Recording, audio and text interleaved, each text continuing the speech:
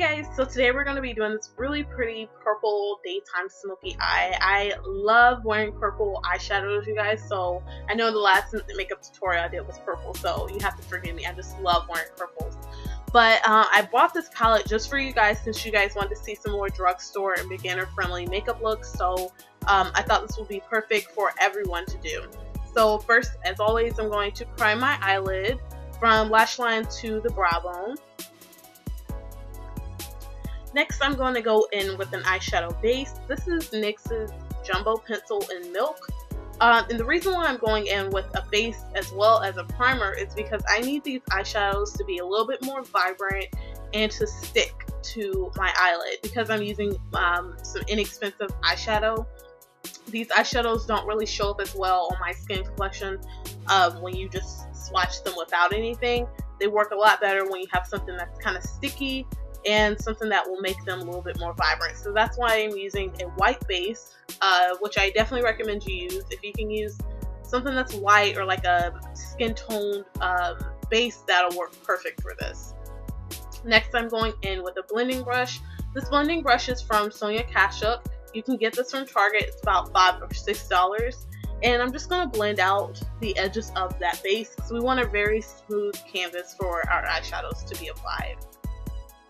Next, this is the eyeshadow palette. This is the Rimmel London Glam Eyes Smoky Eye or Smoky Purple eyeshadow palette. And I got it for like $3.99 at Target. And I'm going to use a flat shader brush. It's just this brush from Sedona Lace. And this brush is perfect for packing on eyeshadow on your lid, on your brow bone, your tear ducts, smudging out your bottom lash line color.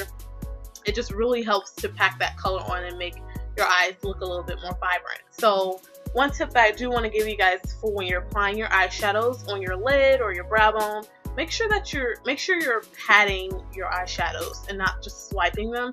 What patting will do is help you to get the best opaque color payoff that you could possibly get. When you swipe, a lot of times you get a lot of fallout, and so when you pat, you don't get as much fallout. So make sure you're patting.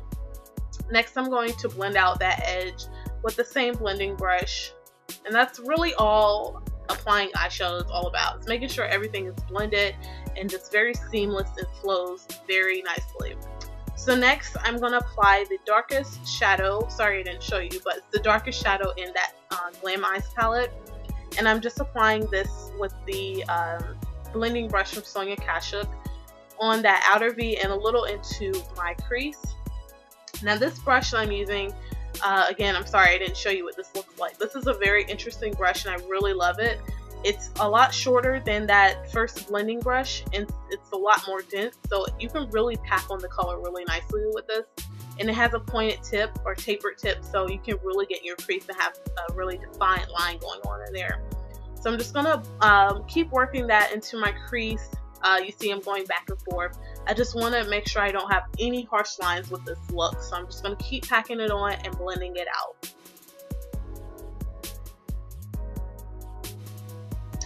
So next I'm going back in with that flat shader brush, and I just want to blend that dark and the light shadows together so we have a nice gradient effect going on. So you just go right on top of the two shadows and you do a wiggly motion and they should blend and kind of make a new color in between the dark and light shadow. And if you need to, you can go back into either one to apply it if it faded out. Next, I'm going in with this matte dark purple. This is from the Wet n Wild Lush palette, and I'm just going to deepen up my outer V and my crease a little bit because I felt like it wasn't that dark. You can totally skip this step if it's already too much for you, but for me, I wanted this to be a daytime smoky eye, so I added the dark purple. And I just used the small blending brush from Sonia Kashuk to apply that, and then you just blend out the harsh lines again. Then I'm going back in with that first light eyeshadow, and I'm just going to pack it right back onto my eyelid. Some of the color got washed away with the blending. Next, using the lightest color from that Glam Eyes palette. This is kind of like a really soft pink purple eyeshadow. I'm going to apply this in my tear duct just to highlight the tear duct and make my eyes look a little bit more awake, and I'm blending it down on my bottom lash line so I have a nice gradient effect again going on that lash line.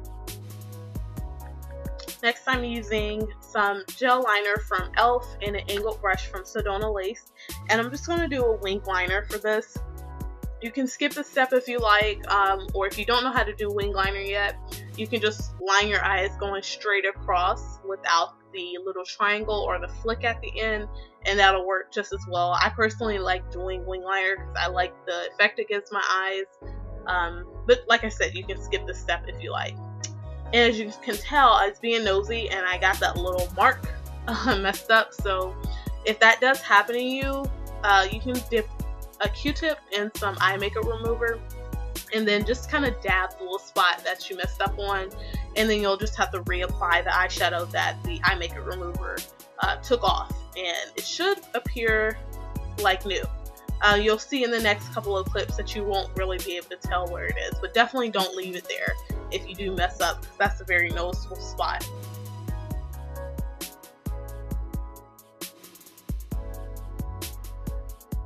So once that gel liner has dried, we're going to go into some matte black eyeshadow. Any eyeshadow or matte black eyeshadow will work for this. What we're going to do is just set the gel liner. This is a great step for those of you guys who have problems with your eyeliner staying in place all day. I highly recommend you try this step.